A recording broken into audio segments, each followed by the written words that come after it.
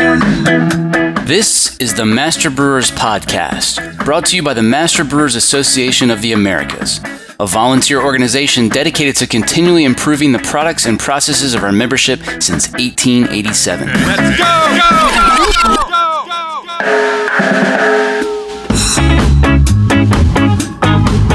Master Brewers brings you interviews with the industry's best and brightest in brewing science, technology, and operations.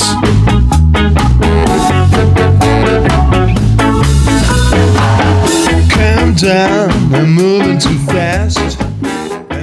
This Master Brewers podcast is proudly sponsored by Hopsteiner, a global leader in the hop industry focused on quality, sustainability, and innovation in new hop varieties and hop products. Contact our brewery sales team to provide you with the hop-related tools you need to craft your next great beer. For more information, visit hopsteiner.com. Additional support provided by Get to know Proximity Malt. We malt superior, European-style, low-protein varieties grown close to home in Delaware and Colorado. Domestically grown, precisely malted to style. With our team of seasoned experts and 2 brand-new malt houses, try what's really new in malt. Check us out at www.proximitymalt.com.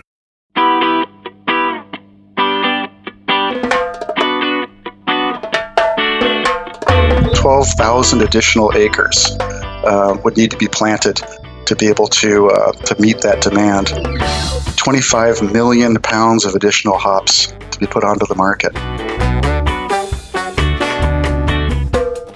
However, there are breweries out there who don't need those hops and will not be able to honor the contracts. And you're going to see, I think we're already seeing breweries fold because of economic pressures from hop contracts and low sales.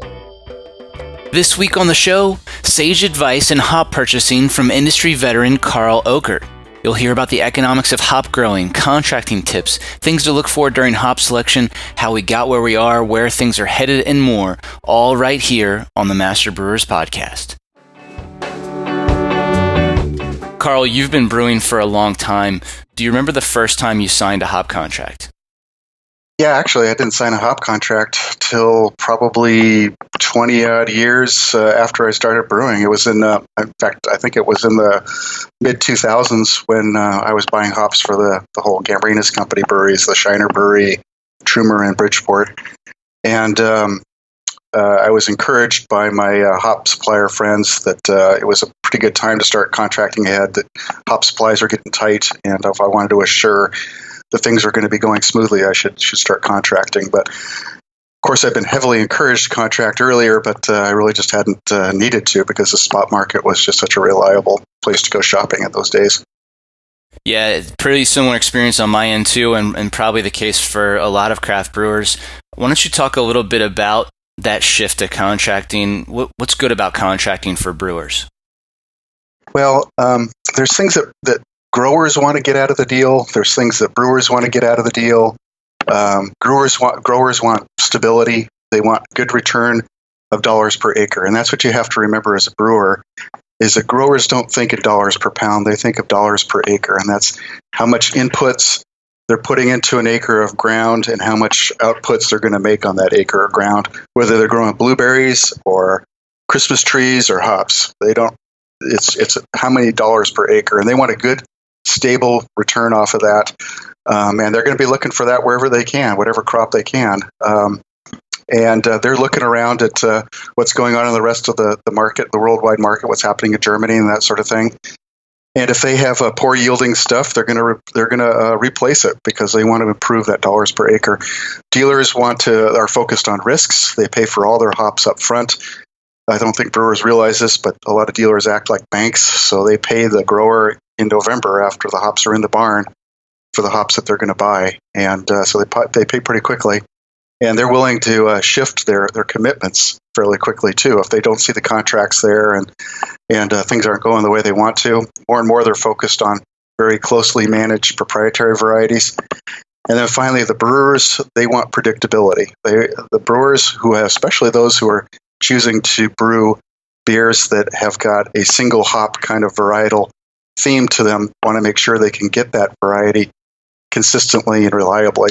So contracts allow for sales planning, they allow for forecasts, They give you security of supply, security of quality, and they also give you, very importantly, a way of planning your budgetary cost of goods as well.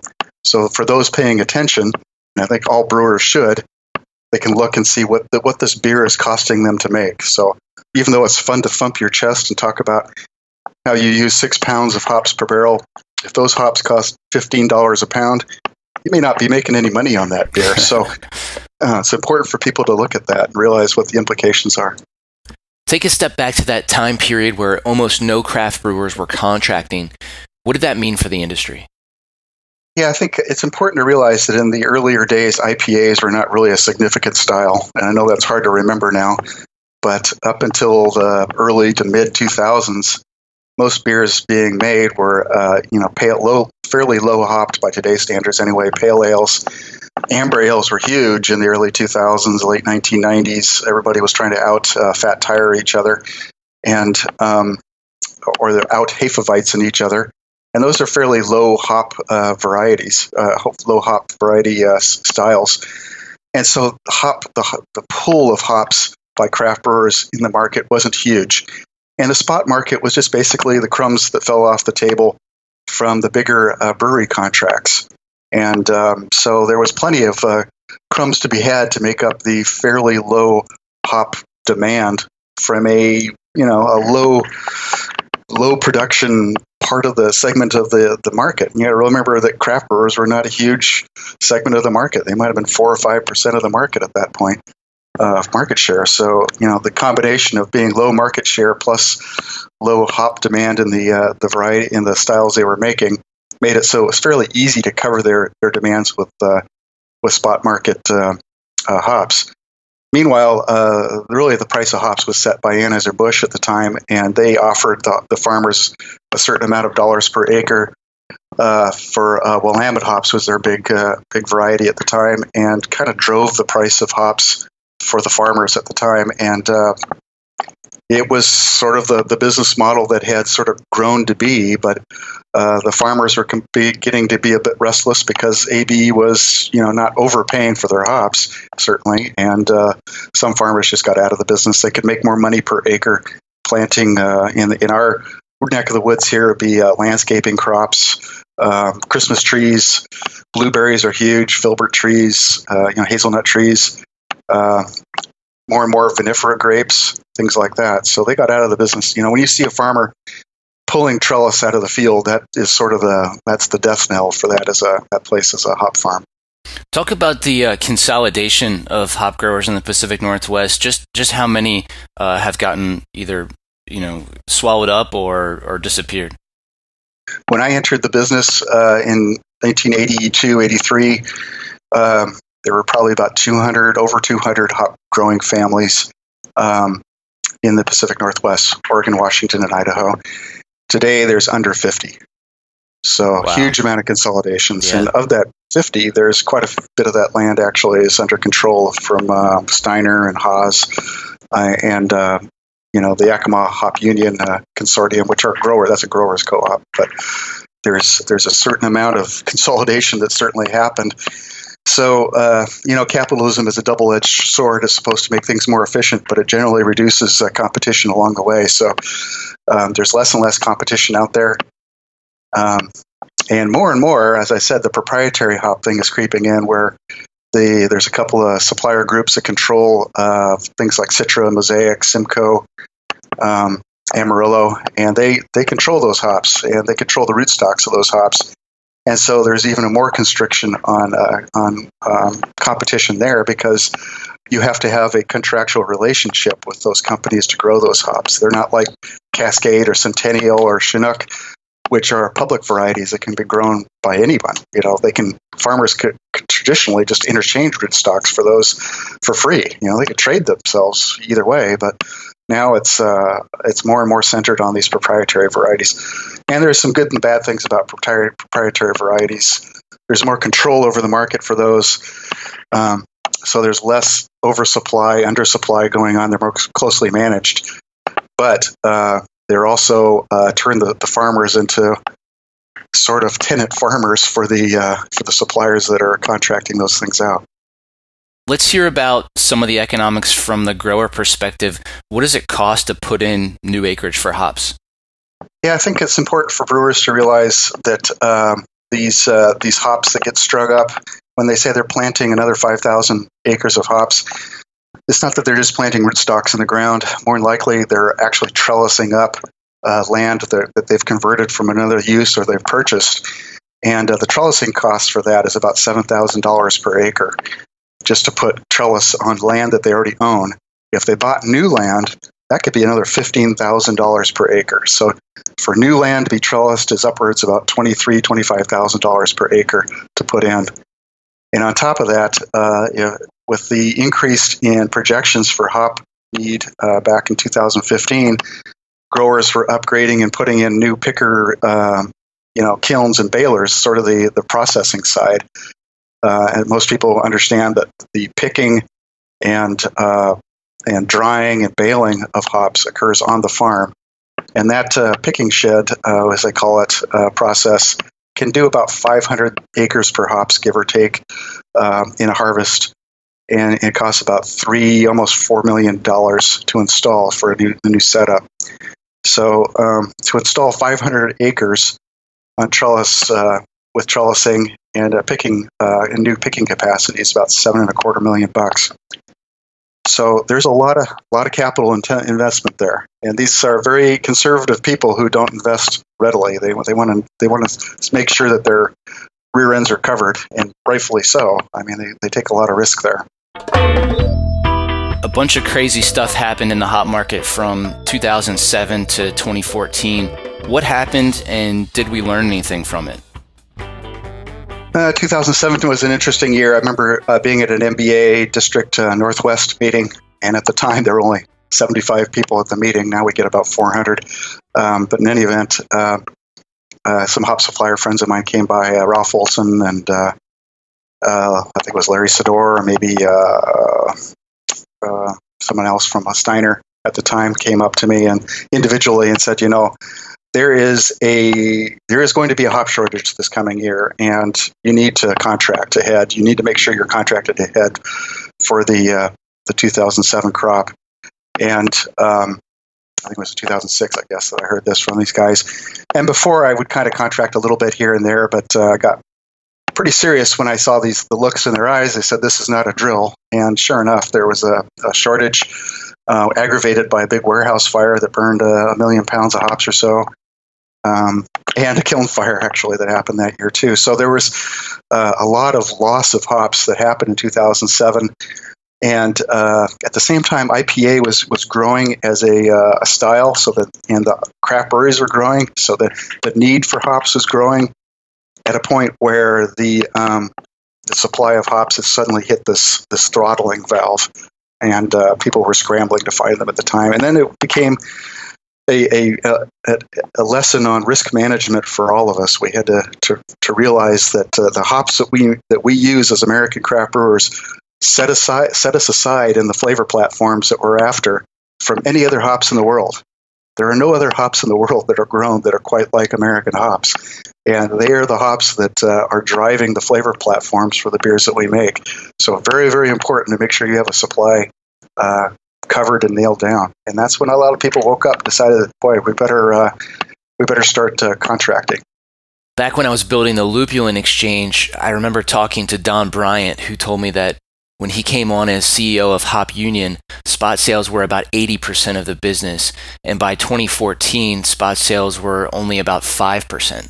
Yeah, at that point, the BA took up the banner and was encouraging brewers to contract, and pretty much everybody kind of learned their lesson there, that if they want a reliable sales or reliable supply, they better contract. Plus, as I said, IPA became much more. It's a very hop forward style, and it became much more prominent on the market. So people were deciding that this was something that they needed to really pay attention to and prepare for. Moving on from 07, some other stuff happened in 09 and 10 and so on. Why don't you walk us through kind of the chain of events there? 2009, there was a merger with AB and InBev, creating ABI, the AB InBev merger. when that happened, there was a huge shockwaves that went into the hop market. Very large and stabilizing hop contracts were canceled, or just basically, paid out without any renewals. So hop contracts that farmers had relied on for generations.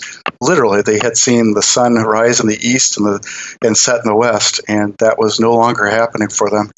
And so they were pretty shook up. It shook up the hop market. There was also additionally a peak of high alpha hop production and a glut of kilograms of alpha extract in the market. Meanwhile, there was a dearth of aroma varieties available. So in all this time, IPA is rapidly gaining popularity. So there's a pull in the craft brewery segment to, even though it's a small segment, or still a relatively small segment, it's pulling a lot of aroma hops its direction. So all these things were happening. I mean, I had hop growers. I had one hop grower come to me and with tears that everything that they had relied on for literally decades had come crashing down, and they didn't know what to do. So it was a tough time. But then, with the silver lining there was that hop growers who had previously not really approached or been allowed to approach brewers directly, all of a sudden decided they needed to sell their hops. So they went to brewers directly. And I think my favorite story is coming to work one day, and there was a mason jar, canning jar with full of hops with a phone number on the lid, and said hops for sale. And it was from Crosby Farms, and it was Blake Crosby. He was trying to reach out and try to sell hops to brewers directly, and growers just weren't used to, they didn't know how to do that. So I called him up. I needed some Centennial, and I was trying to get a Centennial supply going because it was pretty tight in the market. I think I ordered 15,000 pounds from him, so it was a few acres that they planted to produce this Centennial crop, and we were his first brewer that they sold to. Meanwhile, Gail Goshi came to me, and she was looking for Hop Direct, and so this is where I actually learned a lot about hop economics, because I didn't realize the whole thing about dollars per acre. And so we arranged a price, basically dollars per acre, for the different varieties of Cascade and Willamettes that we wanted to buy. And then, we basically kind of based that on average yields per acre over the last 3 years previous. And, to get to $1 per pound that made sense to me, I translated that into dollars per acre for our contract, and went contracting with her forward on that basis. We just contracted in dollars per acre for those. Did they pelletize hops for you too, or were you using whole leaf, or how did that work? We used a mixture. We used about half whole leaf in a hop jack after the Whirlpool on the hot side, and we used about half in Type 90 pellets. So the Type 90 pellet hops I was still buying directly from the suppliers, but the whole leaf I would buy from those guys. There was a couple other farmers, Doug Weathers, we bought from directly, a few others, Charlie Davidson down here in Oregon. I was trying to be a little more Oregon-centric because I was at Bridgeport, which is located in Portland, Oregon, and I wanted to support Oregonian farmers as much as I could. Fair enough. So continuing on, once we get into sort of around 2010 or so, the industry did a really remarkable job sort of pulling out high alpha acreage and converting it to aroma to deal with sort of the change in demand, right? Yeah, I don't think anybody would have saw that coming even 5 years before. Even though IPA was starting its march as the dominant beer style, high alpha hops were certainly the dominant varieties being grown. Super high alphas, CTZ, and other varieties were being grown for extracts, and that was really the about half of all the hops grown in the world, even currently, half of them go into extracts, and the other half go into pellets or some other kind of product. But at that point, extracts were huge, and so there was a huge conversion of super high alpha acreage into aroma variety acreage. And by 2014, the aroma variety acreage was actually higher than the alpha acreage, which I think was probably something that really was a head smack for a lot of people, because no one had ever really seen that before. Since the onset of super high alpha hop varieties, that had just never been the case. But, having said that, aroma varieties yield quite a bit less per acre. So the amount of hops was sort of the volume of hops was sort of mitigated by the fact that they had pulled these hops out. They were yielding over 2,000 pounds per acre, and planted varieties that were making maybe 1,200 to 1,500 pounds per acre. So that was a bit of a shift there in acreage, but not necessarily in volume.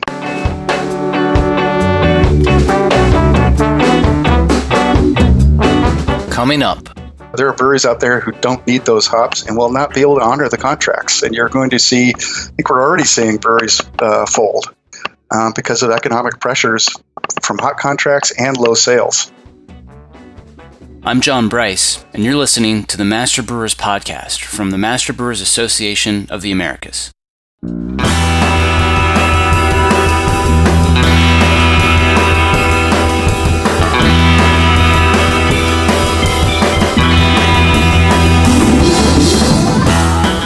Support for this podcast is brought to you by ABS Commercial is a full-service brewery and parts outfitter. From our Raleigh headquarters to our Denver office, we proudly offer brew houses and fermenters from 3 barrels and up, yeast brinks, boilers, kegs, chillers, tri-clamp, and other stainless parts, all with the quickest delivery and lead times in the industry. Learn more at abs-commercial.com or call 877-BREW-ABS. ABS Commercial. We are brewers. additional support provided by Whitcomb Selinsky McCullough PC serves all brewers in registering and protecting trademarks, navigating the label approval process, and assisting with OSHA inspections and safety compliance. Please go to wsmlawpc.com for more information. Here's what's coming up on the Master Brewers calendar. The District St. Paul, Minneapolis February Meeting and Scholarship Drive is February 21st at Buhler in Plymouth, Minnesota. District St. Louis meets February 21st at Third Wheel Brewing. District Carolina's Winter Technical Conference is February 23rd at Old Mecklenburg Brewery in Charlotte. The 2019 California Joint Technical Conference is February 28th and March 1st in Paso Robles. District Northern Rockies meets March 1st in Bozeman. District Philadelphia meets at Flying Fish Brewing in Somerdale, New Jersey, March 8th. District Eastern Canada meets in Montreal, March 21st. District St. Louis also meets on March 21st at Urban Chestnuts Grove location. Don't miss the Maintaining a Clean Brewery webinar March 28th. It's not too early to start making plans for the 2019 Master Brewers Conference. If you can only make it to one conference in 2019, this should be it. We're really mixing things up this time and heading to the Calgary Convention Center to see how Alberta celebrates Halloween. Check out the full calendar of events at MBAA.com for more details or to find a district meeting near you.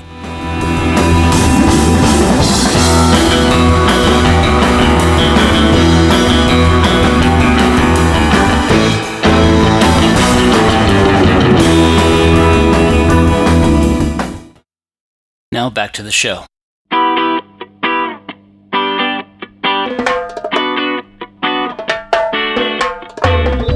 As soon as this interview is over, I'm headed to the 63rd Annual American Hop Convention, where I expect the tone to be quite a bit different than it was just a few years ago. Take us back to the 2015 convention. What was that like? Actually, to be perfectly honest, I was not at the 2015 convention. I missed that, but I did catch up from other people talking to them. And in that convention, there was an announcement from the Brewers Association that they thought that craft breweries would attain 20% market share in 2020. And along with that, because of the strong demand of IPA, which was just rampant at the time and still is, a huge style, they projected a 25% increase in total hop demand. And with aroma hops that were being used, that would reflect in a 30% increase in acreage. So a huge increase in acreage. 12,000 additional acres would need to be planted to be able to meet that demand. 25 million pounds of additional hops to be put onto the market. So large projection there, very bold. What it meant to the farmers was going to be converting and trellising 12,000 acres. Even if they owned the property, it would be another $84 million, and then adding the 50% of that capacity in new harvesting and drying, picking shed infrastructure, another about $45-50 million. So you've got hundreds of millions of dollars being looked at as investments. Then there was the capacity to pelletize this on the supplier side, and storage, cold storage capacity to store this stuff. It was a huge prospect going forward. And to their credit, through contracting and investment, the farmers did it. They made it, and they are producing at that level that they were asked to do. And that might not be so great. The problem was what they did was there's a lot of risk there. And people have to understand business risk to a certain extent. You have to be an economist, but you have to understand that if you're going to invest all that stuff, all that money, you want to make sure you're going to get your money back again. And up till then, the farmers were the ones taking all the risk because nobody was really contracting. I mean, they were contracting, but they weren't contracting that far ahead. And they were contracting on a model that was 100% for the current year, 75% for the next year, 50% for the year after. So there was a certain amount of risk taking from the brewers, but not nearly enough from the growers' perspective. So they went into requiring and demanding basically 5-year contracts at 100% volume, and that pretty much transferred all the risk to the brewers. And the problem was that, if you look at sales and hop and market share, things were already starting to flatten out by 2015. And 2016, the market volume share for brewers was essentially, craft brewers was flat. 17, slight rise, 0.5%, but essentially flat. And going into the 2018, I haven't seen any numbers come out yet, of course, because it's still early, but my guess is that it's still going to be relatively dull. So we're unlikely to hit that 20% in 2020. Anything's possible, but I would say it's probably extremely unlikely. Yeah. So an incredible amount of infrastructure went into growing more hops, especially aroma, in recent years, and that expansion was largely fueled by craft brewing's run of double-digit growth. What happens now that growth has slowed significantly? Well, I think there's going to be a bit of a hangover. I know that there are breweries that are stuck in contracts that they don't need. It's a little tough because when you talk to the farmers and suppliers, some of the suppliers talk to the farmers, they'll say, "Hey, we're good. We've got contracts for all this." However, there are breweries out there who don't need those hops and will not be able to honor the contracts. And you're going to see, I think we're already seeing breweries fold because of economic pressures from hot contracts and low sales. So not only did the contracts, these huge contracts come in that they were forced to sign, these shotgun marriage contracts they were forced to sign come in to take on that risk, but sales have gone down, and IPA, which is sort of the hop growth engine, that style has slowed down in growth as well. So IPA is what was grabbing all these hops, sucking all these hops out of the fields, and it's slowed down, and the sales overall have slowed down. And so what we're seeing right now is the supplies, the barns are full. They're struggling to find cold storage capacity to hold all these extra hops. We had a great yield in 2018. And the only saving grace might be that our colleagues and brothers over there in Germany had a horrible yield in 2018. And some of these hops are being, from America, are being pelletized or extracted to help make up that supply from the German hop. I wouldn't call it a failure, but close to a failure. They're about 50% down, so that's not good for them. But there's some shift to try to make up that market there in hop extract. People are extracting hops they normally wouldn't extract in order to use them up and sell them on the extract market. All this stuff kind of hinges on what's going to happen going forward, but basically there's too many hops in the ground. It'll be interesting to hear at the convention coming up this week just what the plans are, because I remember at last year's or the year before's convention in 2017, I remember it was in Bend, and I was at the Deschutes Brewery at the time, and we were struggling with some hop contract issues of our own at that point, and I was talking to my supplier friends and pleading with them to pull acreage out of the ground, as were others. And instead, the farmers decided and the suppliers decided to plant an additional 5,000 acres at the time, when they probably should have pulled 5,000 out. I think planting slowed last year, and I would say probably this year, more than likely, you're going to see some conversions of aroma back over to super high alpha, because there is a alpha extract supply problem.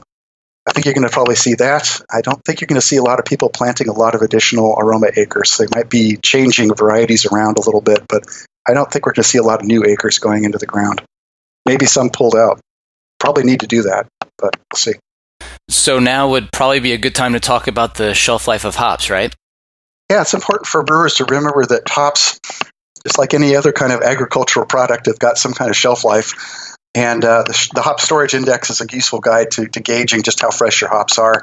About 0.23, 0.25 is a pretty good base. As the hops get older, the number increases up to 2. At 2.0, there's basically no alpha extract left. But the hop storage index gives you an idea of just how old your hops are getting. Baled hops have got have got a shelf life around 12 to 18 months, depending on the variety, if they're kept at about -2 degrees Celsius. Pelleted T90 hops the shelf life increases 3 to 5 years. It's at the same storage conditions. And if you extract the hops, the shelf life goes way up to about 10 years plus, and that's if you keep it at about 4.5 degrees Celsius. So, by processing the hops out of bales into pellets and then into extracts, you actually do increase the shelf life quite a bit. People who are stuck with a lot of hops, the problem for them is that there's no secondary market really for hops. That they pretty much are grown for beer. That's it. They don't make great cattle feed. You can't even really burn them. They don't even burn very well. So pretty much they go into compost, and you have to pay to compost hops. They don't give you money for it. So some hop growers or some hop brewers are going to find that their hop supply is a lot more than their demand in their sales of their beers, and they're going to have to make some hard decisions on what to do next. Yeah, and going back to sort of the shelf life, the quality of the processing plant really factors in there big time too. For example, I'm like a lot of people still working through some 2015 and 2016 crop hops, and just in the last few weeks, I broke open a couple of boxes of 2015 Cascade from two different vendors, two different well-known vendors. Storage conditions exactly the same. And, one of them you open up, smells great, smells like Cascade hops, very, very aromatic, fresh. The other one just totally oxidized and, I don't know, just a lack of aroma and just not good, Yeah, they start getting composty after a while.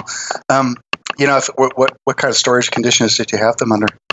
In both cases, they were stored not quite at 28, but probably more like probably 35. Yeah, it does make a big difference. When I talked to Val Peacock, an old friend of mine who did some work with me in the Master Brewers Specialty Handbook book, he basically says if they're not below freezing, you're gonna have some quality problems. So for people who have got a huge amount of hops that are not a huge amount, they've got extra hops they don't need, they've got to get them below 30 degrees Fahrenheit. Makes sense. Close to 28 as you can to keep that freshness. And you're right, different processors will have different abilities to make sure that the oxygen is properly scavenged out of those bags. But the world is 20% oxygen, and you're not going to reduce it to zero, no matter how many purges you do. So there's always going to be some O2 in there, and there's always going to be some oxidation happening that is going to be problematic for these hops. How about some forecasting tips? What are the most common mistakes you see brewers repeating? The biggest problem I see is that brewers rely too much on their sales forecasts from their salespeople and marketing people who have normally born with rose-colored glasses on and are bonused heavily on hitting objectives, high objectives out there in the field. So they normally forecast for high objectives. And brewers need to really question just why it is we're going to have 10% growth this year. What's going to deliver that to me? Are you opening up new markets? Are you getting into different chain stores? What is your plan to actually achieve that? You've got to be critical. The brewers need to be critical on that, and also realize that forecasts are always wrong. They're always wrong. They are just a guide. They are not the truth etched into stone. They need to be constantly regularly, realistically updated. And I see this happening at breweries everywhere is that they take a look at the sales forecast and they say, okay, that's what we're going to sell, and that's it for the year. They don't even look at it again. But then their brewing goes down or whatever, and they say, well, hey, we're supposed to be selling this or that, but you need to look at this realistically and say, okay, this is what do we think we're actually going to do here? And by realistically, I mean take a look at the industry-wide trends that are available. There's some great sources out there. The BA's got numbers, AC Nielsen's got number, Brewery Institute's got numbers. Take a look at these regular reports of what's going on out there in the market, and project accordingly from that. And that's look at your depletions from your wholesalers. The shipments are one thing. The depletions are what the wholesalers actually sell to their customers, the retailers. And that's where the rubber meets the road. That's the actual pull that's going on in the market, not your shipment to the distributor, who may or may not know how to manage their stock accordingly, but the depletions that wholesaler is actually selling to their retailer. That's the real number to look at. Talk about how to build quality parameters into your hop contract. Or is that even possible for the very smallest of breweries? I think for the real tiny producers that are just on brew pub size, making 500 to 1,000 barrels a year, you're kind of riding the coattail of the larger colleagues out there that are able to actually influence the suppliers more. But I think en masse, craft brewers have been able to have an impact on suppliers demanding better quality and better, more transparency in the process. I think the first thing to realize is, and this is something that I asked for years ago and it was unheard of, was to see on my sampling information what the USDA bale markings were. So I could tell if I was going to audit a pellet process and I selected hops, the USDA bale marking is the thumbprint required by the federal government to be marked on every bale. This is not a supplier hop lot number. This is what the grower has to put on every bale. And it is the thumbprint that goes all the way through the system. So require those markings, those lot numbers and farms, so know who you're buying from, and know what it is that bale marking should look like. So if you decide, for very small suppliers, this may not be possible, but as you get larger, you can go to hop, you can audit pellet runs and take a look and make sure you're getting the hops that you selected. Look for a percent allowable leaf and stem, and put some qualifiers on that. If it's, I won't accept more than 1% leaf and stem. I don't want to pay for leaf and stems. If it's over 1%, I will ask for a 5% reduction in price. So look at those. They should be able. They're required to report that. That's an FDA requirement. So they're required to tell you what the percent leaf and stem is. Look at the aroma, quality, condition, and the contaminants. When I go and rub hops in Yakima every year, which I've done for probably more than 2.5 decades now, I'm looking first off for problems. I'm looking for composty smells, musty smells, oily diesel smells. I'm looking at the hops. I'm trying to figure out whether this has got some kind of aphid infection or mite infection. I'm looking for whole cones that have been properly dried and don't shatter when I take the sample out of its package. Look for those things, and then I start looking for the quality of the hops, because if they've got problems, I don't go any further. I just put them aside. But if they look pretty good from there, and they got good cones, and they're looking good, and the initial smells are good, then I'll rub and I'll look for characteristic aroma quality for that variety. More and more people are looking at USDA allowable chemicals that were used, and those chemicals have to be used in accordance to the label. Especially if you're going to extract these hops, you're going to hope to sell them in Europe or Japan, they will require you to know from the grower what the pesticide and chemical applications were, and those applications have to meet what the label requirement at the time was for that crop year. That's important to know. And then the other things we look at are percent alpha acid, percent beta acid. HSI is a real good one to know. Sometimes people ask for how many pounds of hops per lot were produced, that sort of thing. We look at the moisture level if we can. We look at the baleage. If we're buying bales to shoots, we bought a lot of whole hops, so we were looking at target gross weight and density on the bales. High density bales were difficult for us to process in the brewery, so we tried to stay away from those, but sometimes that wasn't possible, especially for European varieties. And then when we look at pelleting, we look at some specifications for dye size and process temperature range.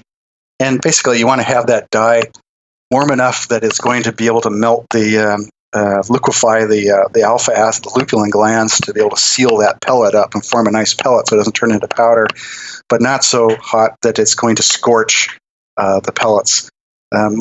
My first experience was at a hop dealer in Yakima who, in 1983, I think it was, I'd never seen a pellet mill live. I'd never actually been to a pellet processing facility, and he proudly showed me his pellet mill, and it was pelleting Willamette hops or something at the time. And I stuck my hand underneath the outlet of the pellet mill, and I couldn't hold the hops. They were so hot they burned my hand.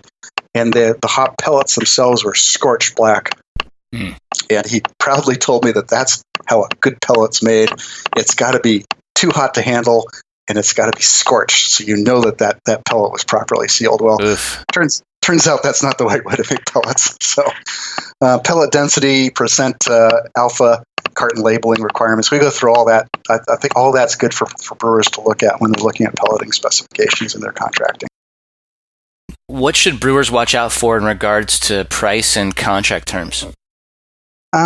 Well, I think in contracting, we need to get out of these. I think we're getting out of these 5-year contracts. People are finally, that was 2015 that was for 16 crop that these contracts came in, and it's 2000. We're going into 2019 now. So some of those contracts are finally starting to sunset.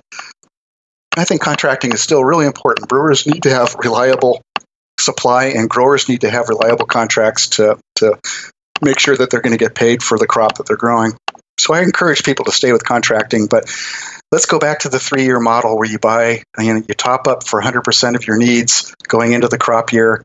You've contracted for 75% of the next year's needs and 50% of the year after that, and continually top up.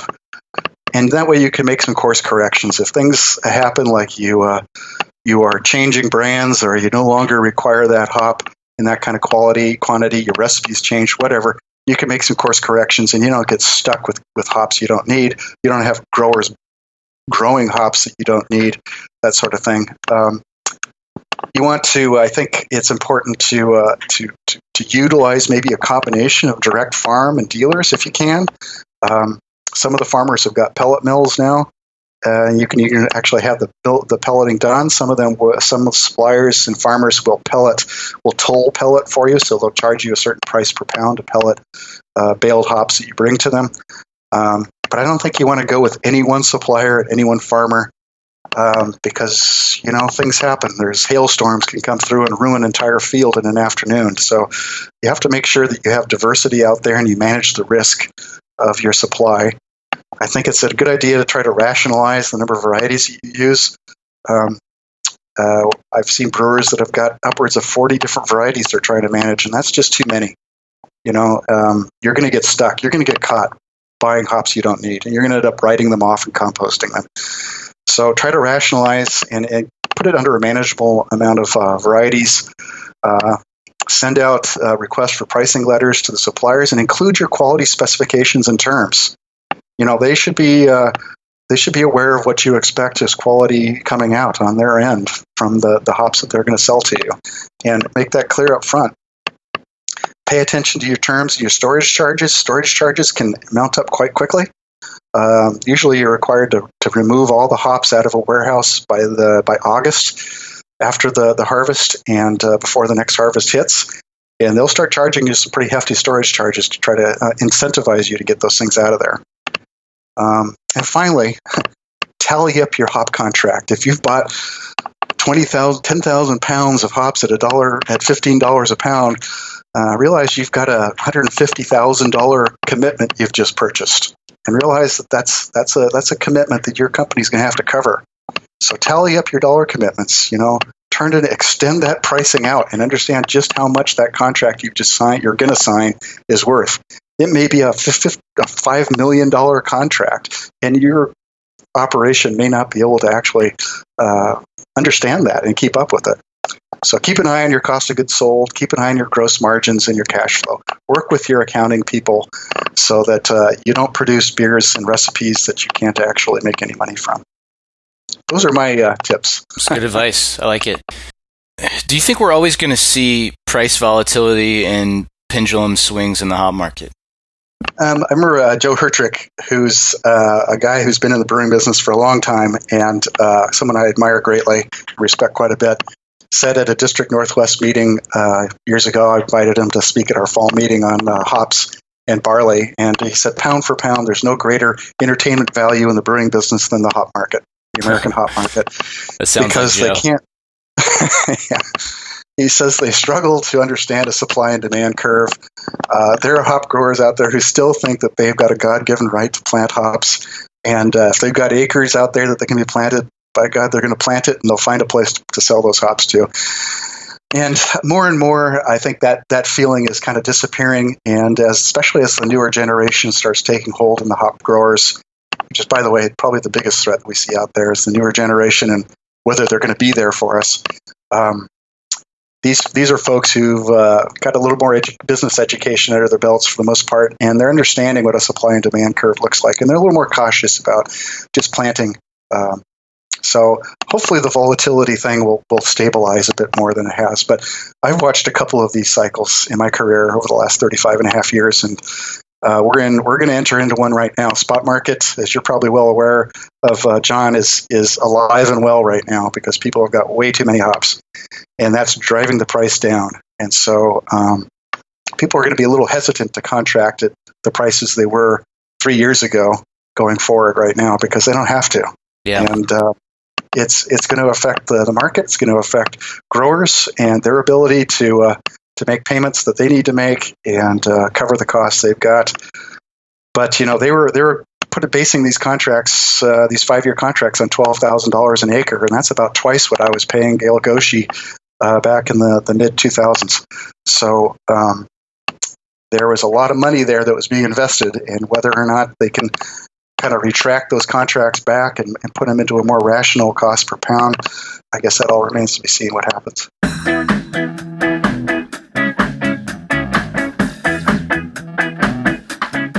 That was Karl Ockert here on the Master Brewers Podcast. If you like what you heard today, check out the District Northwest Presentations Archive, where you can download Karl's Hop Contracting 101 presentation.